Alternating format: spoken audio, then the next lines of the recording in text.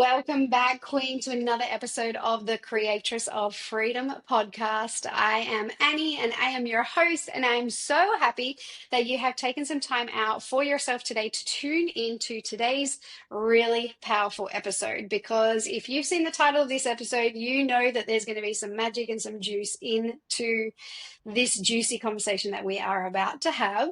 If you are new here, welcome, welcome, welcome. I'm so happy that you're here. Come and say hi on Instagram or Facebook, or you can shoot me an email. I would love to connect with you. And if you're an OG, welcome back, Queen. It's nice to have you here again. So today's episode is a really, really powerful conversation. And like anything, I never teach or talk on anything that I have never been through myself. And I wish that I had heard this conversation that I'm going to have with you today back when I was younger, because it could have saved a hell of a lot of heartache and a hell of a lot of hurt. But as we all know, everything happens for us and we all go through this journey for a particular reason. And so I'm not upset that I went through this journey, but I really hope that today's episode really does inspire you to remember your own power at the end of the day. That's really what this is like coming back to. So I have a very, very special guest that has come on to join me in this conversation. This actually was sparked from just a conversation that we were having.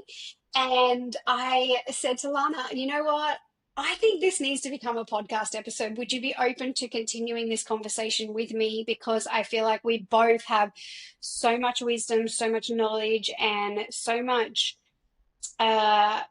support that we could potentially pour into this episode to anybody that is listening in. So the topic that we are going to talk onto today, and as you guys know, when you're listening to these episodes, they are just beautiful conversations. So the magic gets weaved. But the overall topic and the conversation that we are going to talk about today is really around the topic of gaslighting.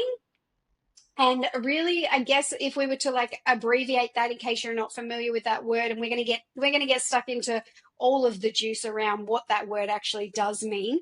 But essentially, toxic relationships is really what we're getting into this conversation today, whether that's intimate or whether that's in friendships, family, wherever that fits. And I'm sure that you will hear yourself somewhere within this story. So, hello, babe. I'm so happy to be having you here and to be dropping in and having this really, really powerful conversation. Thank you, Annie. I'm honored, and it is. It's necessary, it's important, and same as you, I wish it would have happened to me younger. And similar to you, I don't regret that it didn't, but it certainly made things harder than maybe they needed to be. But, the wisdom we gain when we go into the fire without a map is pretty profound. Yeah, I love that. Into the fire. I love that. So I want to start, just in case someone that is listening to this is like, I've heard the word gaslighting, but I don't really know what it means. I don't really understand it. I want to kind of start with the conversation around that. So maybe, Lana, you could share what your definition is of gaslighting, and then I've actually got like the proper definition of it, and I'll share what mine is as well. But I would love to hear what your perspective is on that word gaslighting. The root of it for me and my experience with it is psychological abuse. For me, it was this feeling of being made, and I'm choosing this word carefully, but being made to feel crazy, which is very dangerous territory, especially if you have a good hold on who you believe you are and know you are. To have somebody do that really can, it's so detrimental. So yeah, psychological abuse, coercion, manipulation on a whole other level. For me, it always felt like somebody was trying to minimize me, make me small, almost to the point where I was disappearing. And at their mercy, almost like they're doing me a favor staying around. Oh, yes. I love that. I love that. I mean, for me, I 100% resonate with everything that you just shared. Pardon me. I feel like for me, it's this almost making you feel like you have lost your mind, and it's a manipulation tactic, and you start to doubt yourself, and you start to think, I don't even know who I am. And I remember towards the end of my relationship, I felt like I was just the shell of a woman. And I was like, I don't even know what my beliefs are. I don't even know what I stand for. And I felt like it got to the stage that even though I knew that this relationship was somewhat toxic, I also felt like there was no way I could survive without it. Because that's what the relationship does. Like, that's the toxicity of it is like you somewhat know that you've lost yourself, and but you've also been led to believe through the manipulation that you are nobody without that person in your life. So I guess like that's kind of like my definition of it, and I've seen that in relationships, intimate and also friendships as well. But I do want to share the actual like definition, just so that as we delve into this conversation today, if you're listening to this, you will start to hear maybe different pieces that you can reflect in your own life. And I think it's important to have an idea of what that word means, because I know for me, I had a lot of mentors tell me that I was in gaslighting situations with friendships and things like that, and I kind of was like, no, no, like that's not me. That's not me. It's not that bad. Or I would express the conversation of what might have replay the conversation of what might have been had, and then my mentor would say to me, you do realize that this is a form of gaslighting. And I'd be like, oh no, I've maybe made it sound worse than it needs to be. Like, it's probably me overreacting. So I think it's important that we start this conversation with really giving like the proper definition. So if you are listening to it, you can see where you are in the story. And maybe you're not in any of that situation, and that's also okay as well. But I think this is just building awareness and deepening in on this conversation so that you can pick up those signs earlier on. So, the actual definition: gaslighting is a form of psychological manipulation where someone subtly or systematically denies, distorts, or misrepresents the reality of the actions and the experiences of others, with the aim of causing confusion and self doubt in the targeted person. It's often used to gain control and maintain dominance in a relationship or a situation.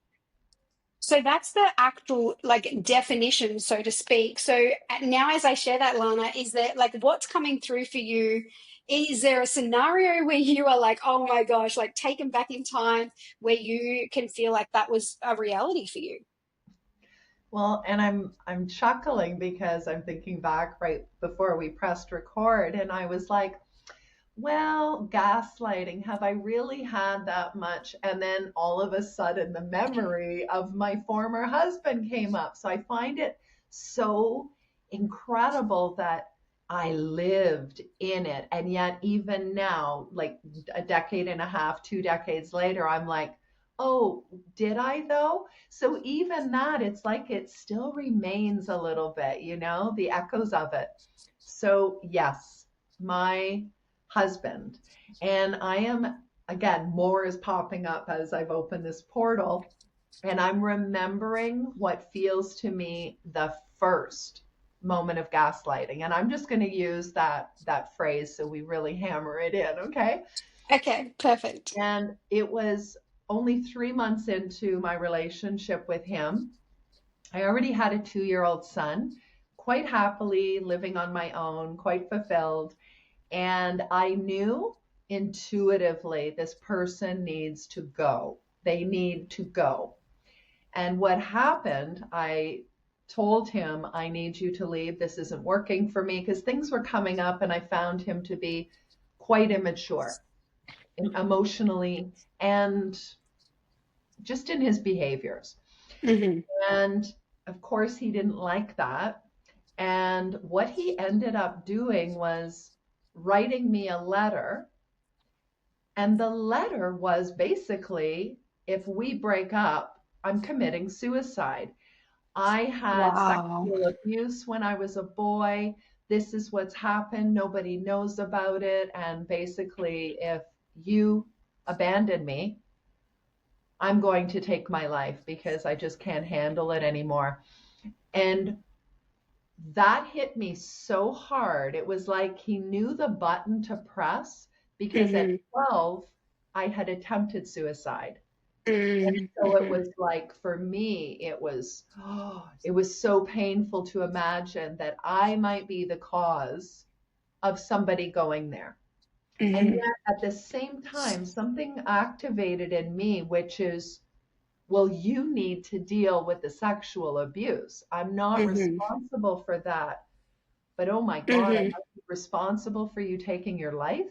So it was this, I think it was like this divide that I experienced where it was like my intelligence, my wisdom, my knowing was being challenged or in conflict with the reality, which is how do I let this person go now if they are going to open up their own pain portal and need to deal with it? So it was Mm-hmm. like I stepped back in that moment against Mm-hmm. everything I knew. And I Mm-hmm. relinquished my clarity, my power. Mm. Interesting. Wow, what an introduction. I love that. Yeah, and I think as women and as empaths, we tend to want to like nurture and care. And so to have someone put that on you, like how did you navigate that? Like being aware that like this was gaslighting, but then also like knowing that this person could make a decision that was they were completely responsible for themselves. How did you navigate what that looked like? Did you have a conversation with him? Did you just cut ties? Like what did you do in that scenario when he said that to you? Well, this is going to get really deep, really That's it. real. That's the only thing we do on this podcast episode, so we are here for it. Bring it, Well, girlfriend. I'm bringing the gasoline to this fire pit. So, at the same time, I found out I was pregnant. Wow. Okay. So, my whole being by that point, I was only, I think, 3 weeks pregnant at the time. I was nauseous every time he would come into the house. I literally would have nausea. And so there was already this part of me that was like, this baby is not going to be formed well. Like, if this is what I'm responding to, how is the baby Hmm. going to develop in this, right? Hmm. And then the letter. So it was like, okay, I have to make some big decisions here. And I got very firm with him, which is, it seems to be a natural tendency I have is firm, fierce love as well. And I basically said to him, we will stay in this for now as long as tomorrow you are talking to your mother and your father and this is coming out. Like it was this is the deadline. If you don't do Hmm. this, Hmm. we're done. Hmm. And so he started to pursue that. He let them know what had happened. And yet I'm still feeling really sick and knowing my being is being repelled by this person who I'm still trying to accommodate, to help, to support, Hmm. an ally, Hmm. right? And so we stayed together for a little bit longer. During this time, I knew I needed to terminate the pregnancy, which was such a painful thing to do. Hmm. And yet, oh, it's like, I mean, just there's a lot of feelings coming up right now. Um, in a way, it was like I needed in that moment to choose me and what was right for me Hmm. over what was happening for him, and the fact that I'm also choosing to terminate our pregnancy.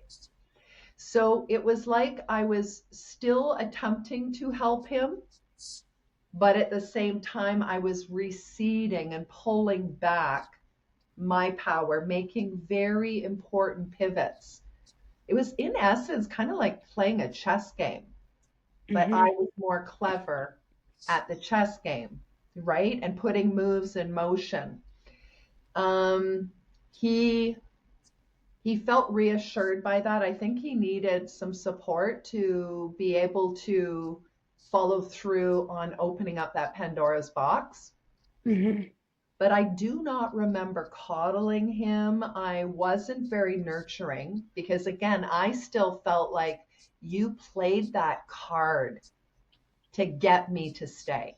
So I was Hmm. really on to him, but at the same time, I was young, and to me, it's like I don't want to be the cause of somebody's demise.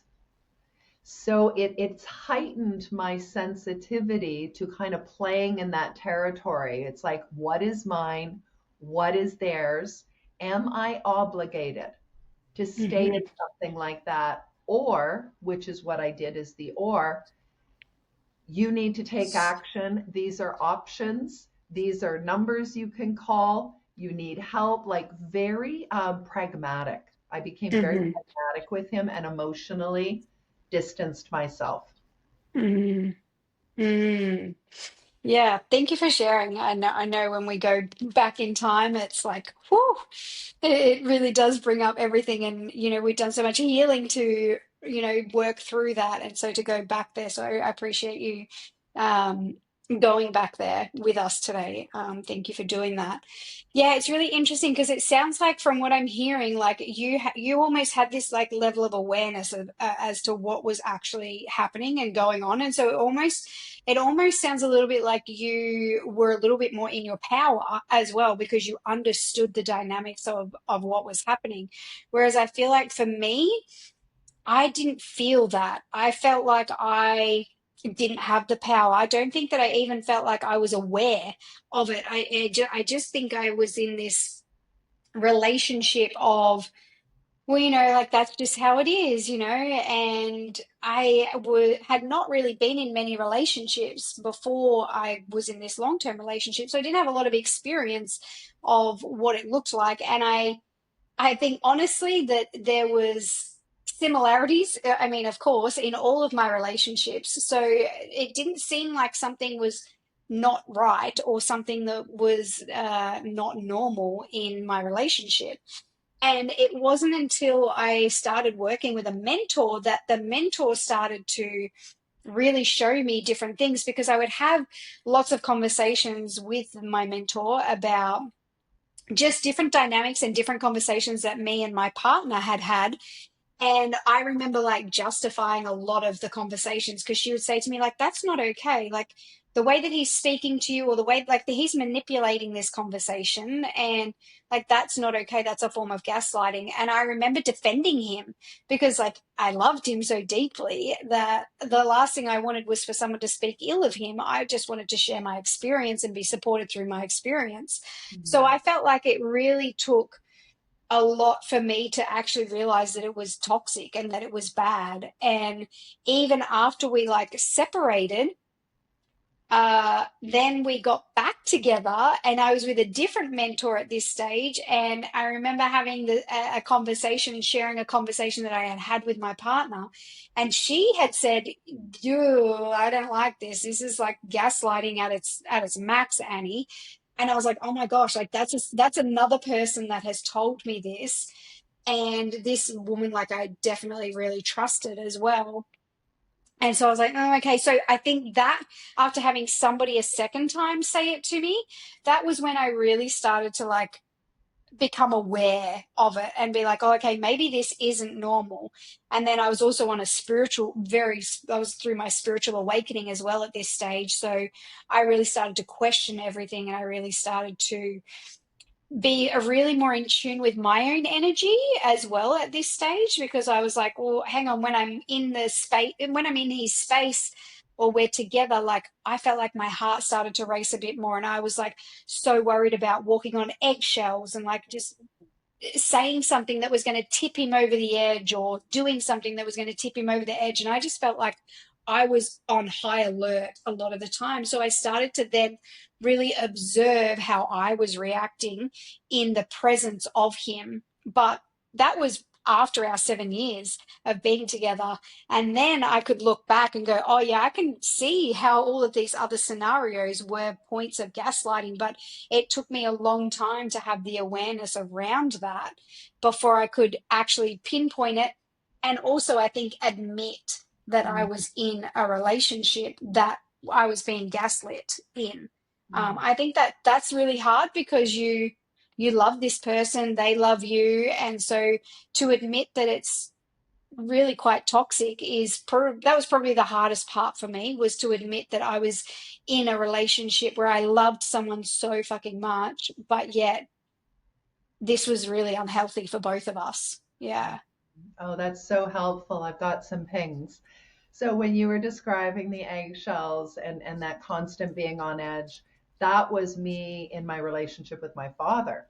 So I mean, I grew up in Mm. that climate, which is probably Hmm. why when it came to being 23 and a half and this experience happening, I was attuned to it, but I didn't have a language for it. I didn't know what it was called. You know, Hmm. that was 30 years ago, Hmm. 30 plus years ago. And so I love, not love, but I appreciate that you said, oh, and you got back together, because my story doesn't end, of course, you know. Hmm. Hmm. I ended up with him again. Hmm.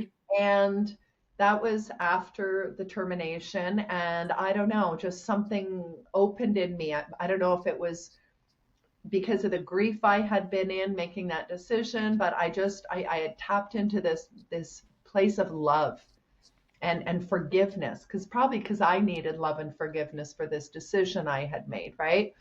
And so I allowed him back in. We ended up getting married, but before we even got married, I can remember wanting to go back to school, and I was studying photography and a few other things. And I even got like a full scholarship to do that. And I can remember him challenging me on that, because Mm. now I was pregnant again. We got married. So I'm pregnant, yet I'm pursuing this. And he's like, a good mom wants to stay at home and take care of the kids. And I'm thinking, your mother has coddled you your entire life. This was part of the problem of him not growing up and being in Mhm. his power, right? And Mhm. I was like, no, like basically, I am going to school. And I remember this grind with him around this theme. It was like he was relentless about basically deciding the character of the mother I was going to be. And then Mhm. bringing up things like, well, my mother left when I was 12. So it was like, well, can you imagine how much better it would have been if your mother was around? Like he was really playing with me. And Mhm.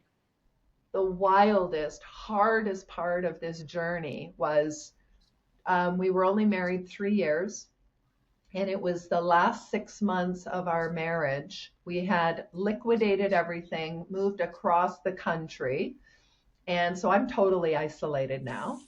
Mhm. This is making me think of another relationship, but I'll stay here. And I felt like I had lost my mind so hard. Like I can remember Mhm. us getting into arguments, and I've always considered myself somebody to be very articulate. I'm very Mhm. careful about how I present something, especially if it's a difficult conversation. But he would twist and manipulate that and turn it around on me. I can remember literally sitting on the floor, banging my head against the wall, because I'm like, this must be me. I have to be the one that's crazy, because he's not understanding the simple concepts I'm trying to convey. And Mhm. so now it's like, well, if it's not him and it has to be me, well, it was like cognitive dissonance. I couldn't even handle that. And I was literally banging my head on the wall.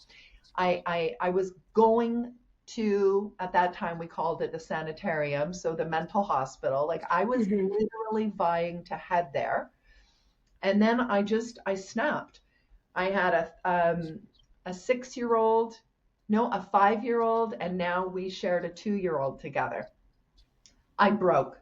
I had a moment of collapse that was so deep. It was like, I cannot raise my sons in this same kind of conflict and torture that my mom was in with my Mm-hmm. father, because my dad was and still is a gaslighter.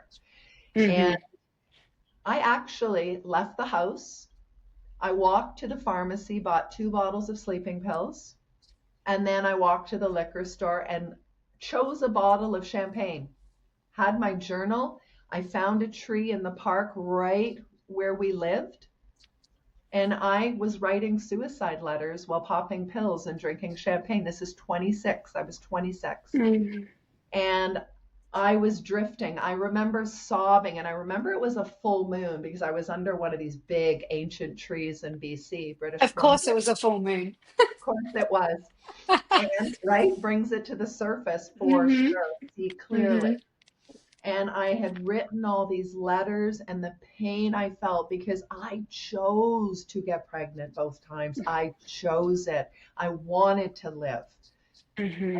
Now I am wrestling with, I'm going to repeat what my parents did. My kids don't deserve this. And so in my mind, I was like, well, they will be loved by his parents, because his mother was very loving. And I just was like, they will make sure my kids are loved. I hope that my kids will know I existed, and I will be remembered, but I couldn't even attach to that. So I was drifting out at this point. And then I heard, it's only called the voice of God. There's nothing else I can call it. Mm-hmm. And it was this booming voice. It is not till death do you part. And Mm-hmm. something literally lifted me, and I started making my way back to the apartment. I buzzed myself in like I was being carried. Got upstairs. My youngest, well, my 5-year-old son was like, Mommy, what's wrong? Because I'm sitting on the bathroom floor. And as soon as I came in, I said to my husband, call an ambulance. Because I knew I'm not really here. Mm-hmm. I remember consoling my 5-year-old and telling him, Mommy's not feeling good in her belly. You're going to hear the ambulance come, and they're going to be taking Mommy out on a stretcher. But Mommy's okay. This is a good thing that's happening, because I didn't want him to be scared. Mm-hmm. And went to the hospital, and I can remember even talking to the psychiatrist and being like, I am not crazy. I need him to go away. I was so like hammering that to the psychiatrist. It's like, no, I don't need meds. I need him gone. And Mm-hmm. literally within a week, I had once again had everything liquidated, and we moved back to Ontario. And that was it. It was like, go home to your mom. And from that Mm-hmm. moment on, I was back in my power. Mm. So to Wow. the point of suicide, like that's Mm. how he got in there. Yeah, I hear you. I mean, I've spoken very openly on the podcast before about my own suicide attempts as well. And my suicide attempts was based over a relationship. I had, what was I? I was 23, 22, 23, and I had left another long-term relationship. And this one was so toxic. Like, I look back now and I'm like, Annie, like, seriously, like, how many fucking red flags did you need, girl? And like, I still was pining for this guy. Like, he was married before we got together. He was 17 years older than me as well. And he separated from his ex-wife, and then we got together. And then, towards the end of our relationship, he actually started reconnecting back with her. And I knew, like, my intuition knew that there was something more than just friends going on there, but he would make me feel like I was crazy, make me feel like I was losing my mind. And he'd be like, it's all in your head. Like, we shared kids together. Like, of course we're going to have a friendship together. Like, but then he would have a shower at like 10 o'clock at night and put his cologne on and say, I'm going for a drive. Like, I'm like, and I'd be like, okay. But deep down, I knew that something was not right. And I knew that he was fucking around behind my back. But yet I just justified it because I had been led to believe that I couldn't be without him either. Because of other conversations that we had had, he had said to me that you'd never find anyone that would love all of your flaws. You wouldn't find anyone, like, you just better to stay with me, while he was off fucking with his ex-wife again. And like, it was just the messiest situation. And I ended up packing up and moving because this triangle between him picking and going to her, and then when he'd have a fight with her, he'd come to me and tell me that it was all done with her, and then he'd have a fight with me, so then he'd go back to her, and it was just this disgusting love triangle that was happening.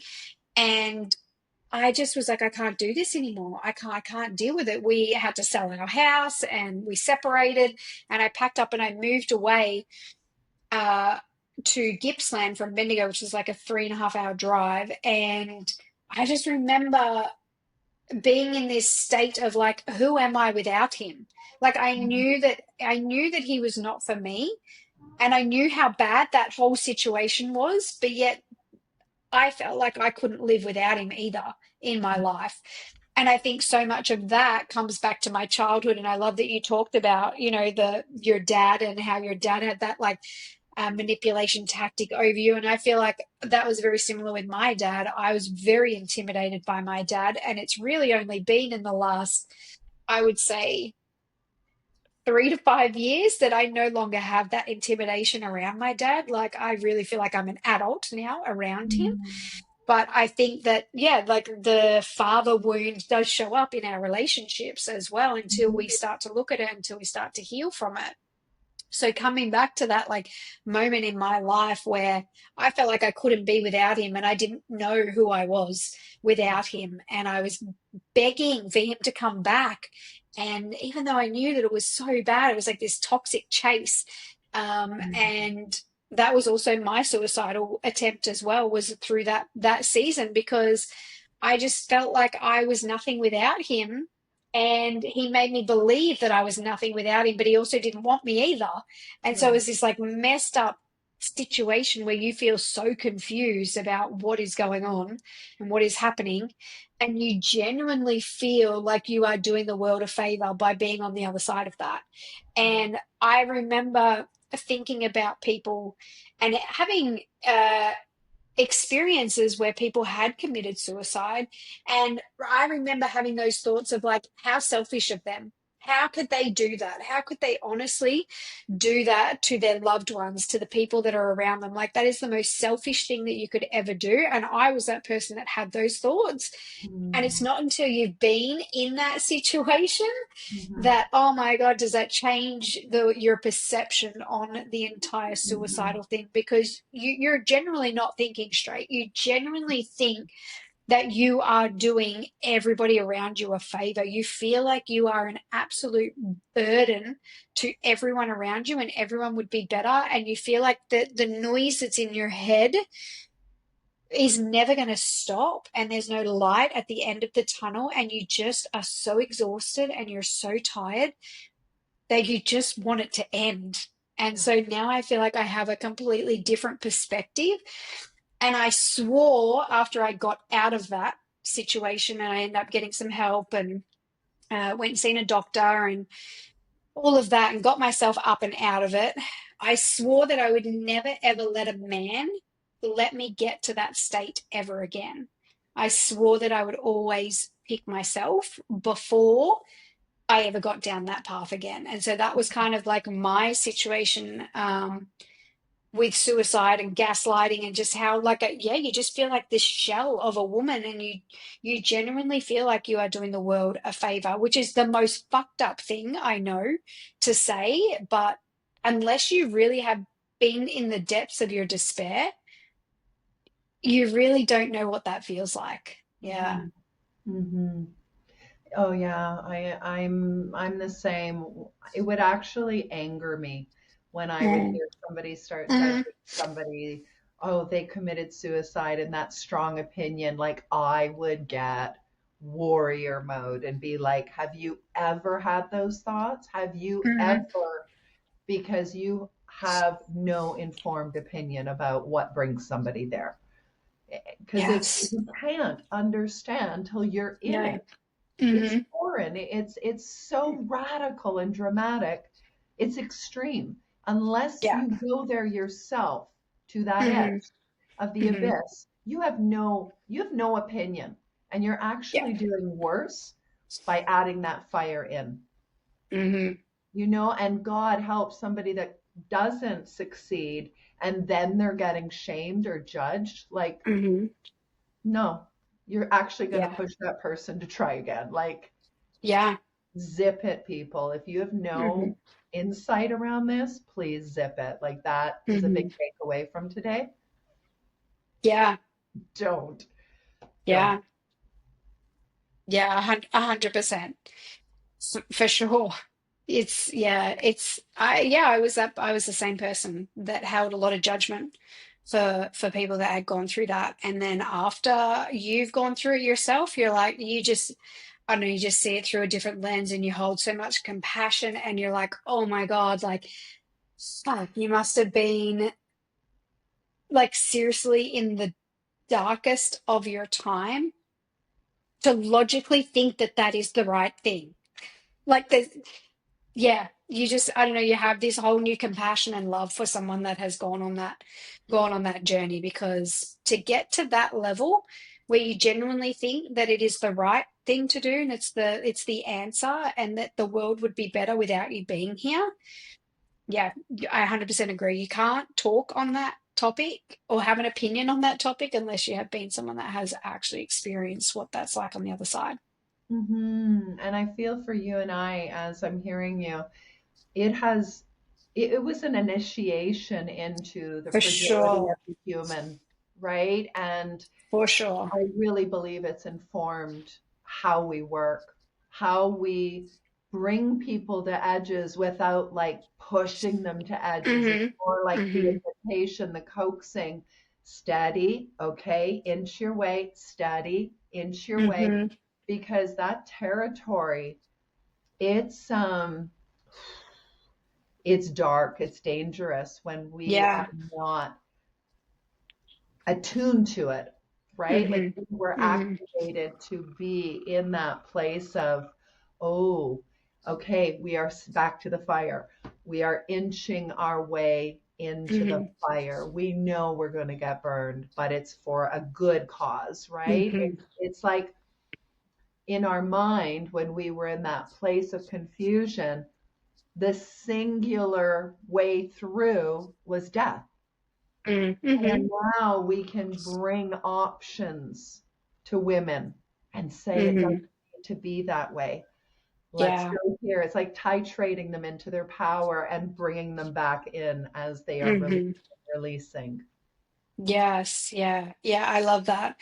Yeah, I think 100%, that I always say you can't walk someone through something that you have not been through yourself. And so I have a huge belief that everything that I have been through is for my work, essentially. That is part of my mission on this earth. And I'm so grateful, as dark as most of those times were, with relationships, with friendship losses, with my family abandoned me, like all of those things, that they were all initiations that I got to walk through, come out the other side, and I can have so many conversations with so many different women based on where they're at, and know that I can guide them through that because of everything that I have been through. So, yeah, I 100% agree with you that it does. It's interesting because Brie and I were having a conversation about this the other day. Like, our biggest pain ends up being our biggest work that we do on this earth. And I love that because I feel like that's so true. Whatever we've gone through ends up becoming like part of our mission on this lifetime, in this lifetime on this earth. Mm. And I'm questioning something because we had a Mm, conversation yesterday. And I'm recognizing that even with a client that I'm letting go of, somebody I've worked with for a year and a half, hmm I don't know if this is a probability, but I'm going to just put it out there.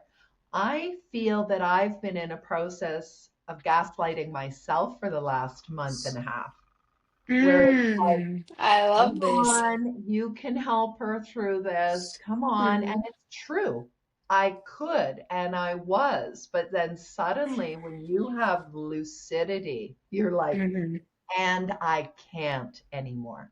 Right. And Mm-hmm. I feel that I was stretching in two directions. It's like the next evolved version of me was coming through, the wise Mm-hmm. woman saying, Mm-hmm. no, no. And the other part of me that didn't want to completely let go was like, but you're so good at this. You're the shadow huntress. You know how to bring people through that.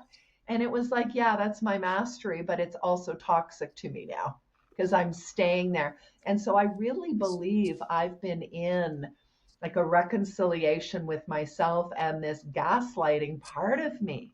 Mm. I love that. There's something that you said there that I was like, oh, and you were like, this was a part of your journey. This was, this is what you used to do, and now you're like, I can't do that anymore. And like as you were saying that, I was like, I didn't want to interrupt you, but I was like, no, no, no, it's not that you can't. It's like I don't want to.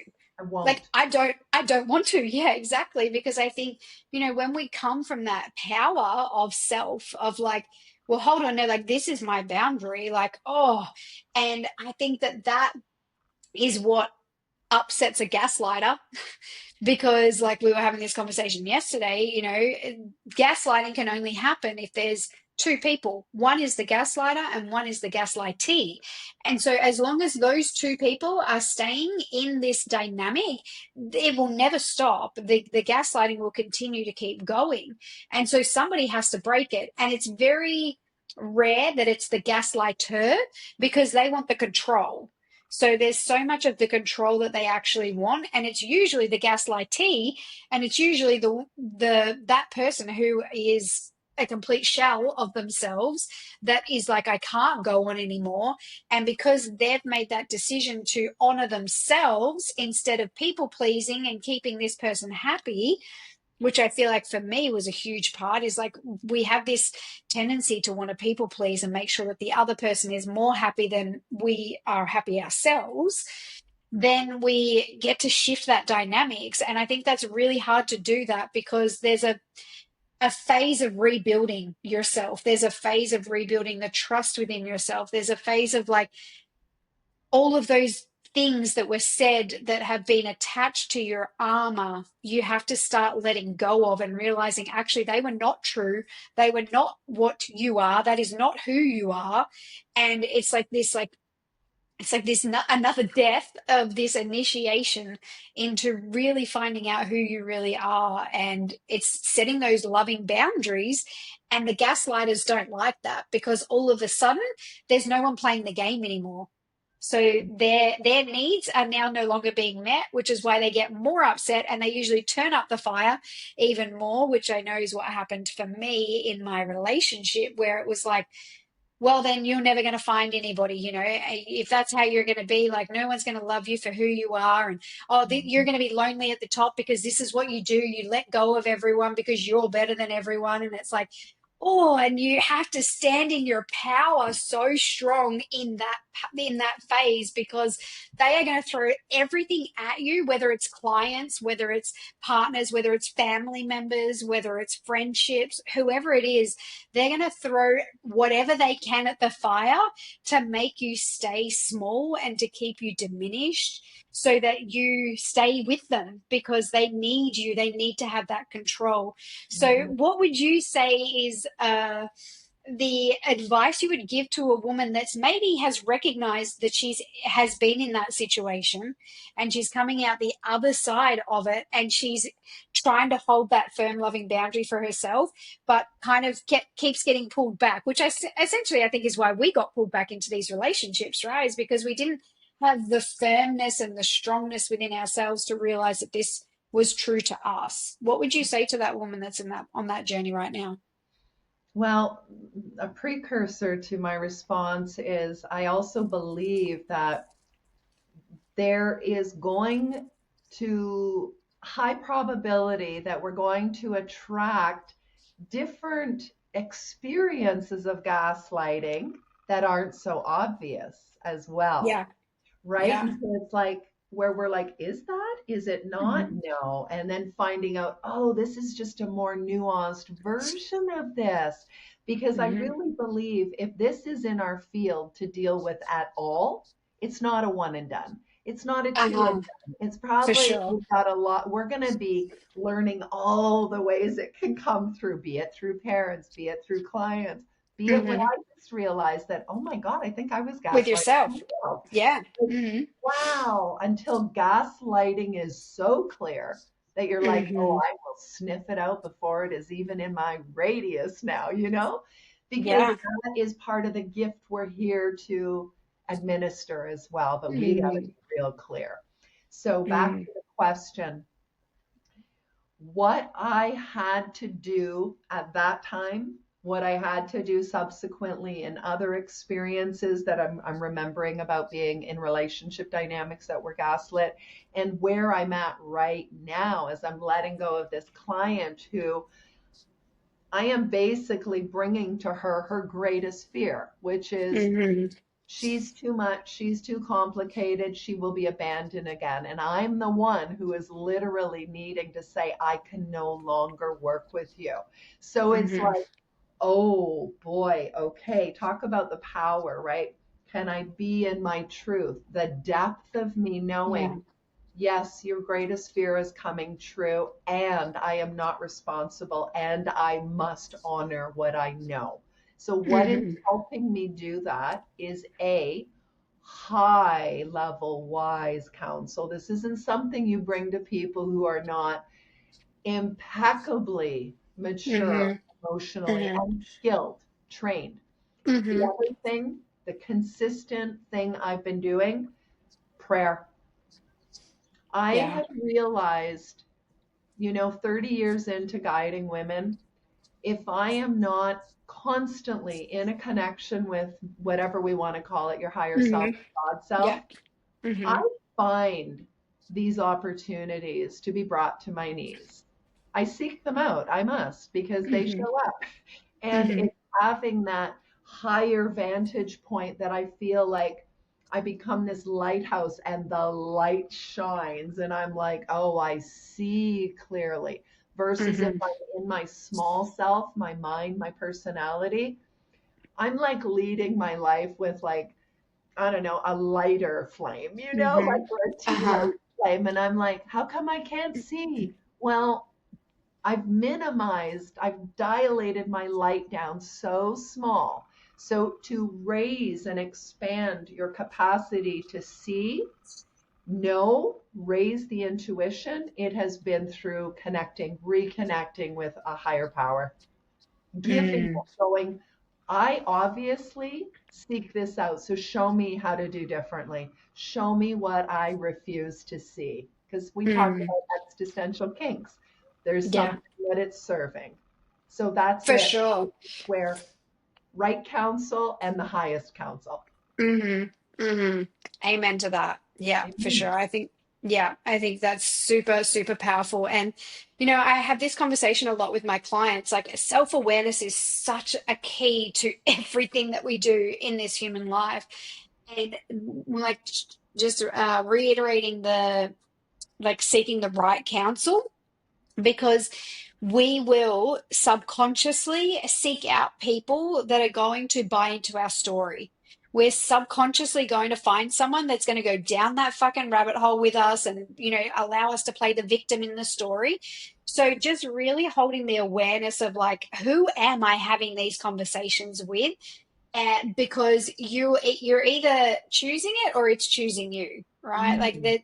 there's no other option. So if you are like, okay, who do I need to get some support with here? And you're like, oh, I feel like I could talk to that person, but I don't want to hear what that person's got to say. That's probably the person you should go and have that conversation with, because they can see the higher potential in you versus somebody else that is going to go down that rabbit hole with you. And I think that happens on such a subconscious level. I still do it, like you'll have those, you'll pick and choose who you have that conversation with. You'll have that conversation with that person, but you wouldn't have that conversation with that person. It's like, why? Because you are subconsciously seeking out the right person that's going to reconfirm whatever belief or story it is that you've got. So I really love that you touched on like seeking the right counsel, like really choosing wisely who it is that you are having those conversations with. And as much as I didn't want to admit it, that my mentors were right, they were the people that really helped me see the light, versus having that conversation with a girlfriend who's like, oh, fuck him. Like, why is he doing that? Going down that rabbit hole with you. So I think that's really important. And I mean, of course, I loved that you touched on like the spiritual connection. Like that is like you're speaking love languages there. And I know for myself, anytime I feel like I'm slightly off path or, slightly unaligned, it's like, well, hang on, where are we? Like, where are our spiritual practices? Are we living in this logical mind, or are we back in the body and are we connected to source? Whether that's God, universe, whatever, whatever you want to name it. And that's why I know both of our work is so much about that reconnecting to self and trusting that there is someone working much larger at play here than what we could do in this human life. So I loved that you like tied up with that. I think that's such a two powerful tools that essentially don't cost you anything, and that we can really focus back on as well. I also have a resource that I want to share with anybody that is like, oh, maybe I am in a gaslighting situation, maybe I'm not, I don't really know. And that is the book called The Gaslighting Effect. That book, once I admitted that I was in this relationship that was gaslighting, that book changed everything for me, because it made all of the scenarios that I had been in just light, like a light literally was shown on all of these things, where I was like, holy shit, I think I've been in a gaslighting relationship for over 7 years but didn't even realize, because there's different levels and there's different stages and there's different types of gaslighting.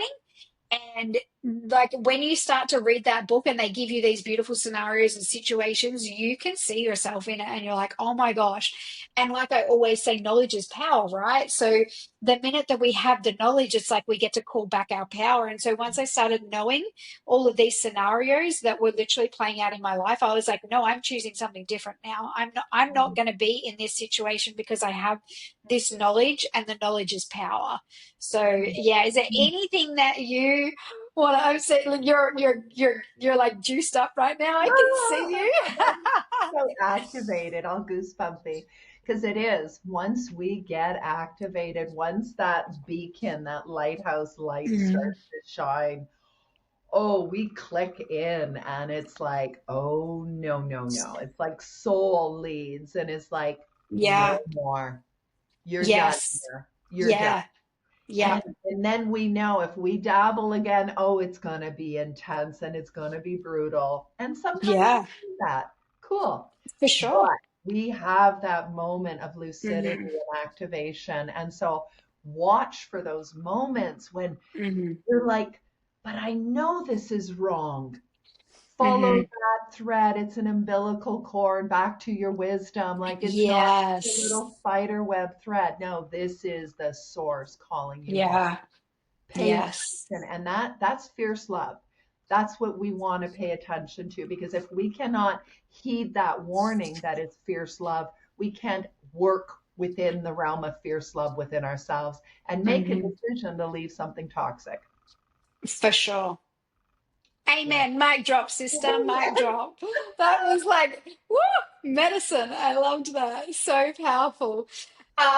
There's nothing else that I want to say to that. I feel like that has just wrapped it up perfectly. Is there anything else you want to share before we wrap up this delicious conversation? I mean, I feel like you and I could go for Oh yeah, hours on hours, honestly. yeah.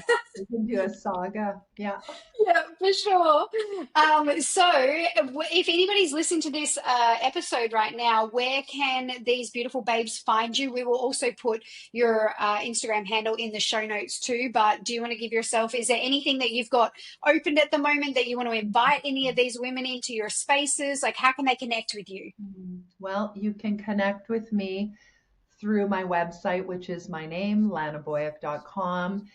But the work that you would be invited into is birthing the wise woman. Like, to me, the wise woman is not biological or chronological, it is a state. So we Mhm. can access, we can groom, we can nurture and nourish that state a lot sooner than we think is possible.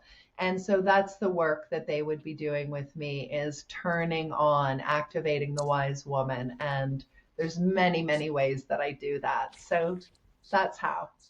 I love that. We'll have your website added into the show notes so that if you want to go, just head straight to the show notes. You'll be able to click on Lana's website and you can go and soak up all the abundance that she has on that page, and you can also connect with her as well.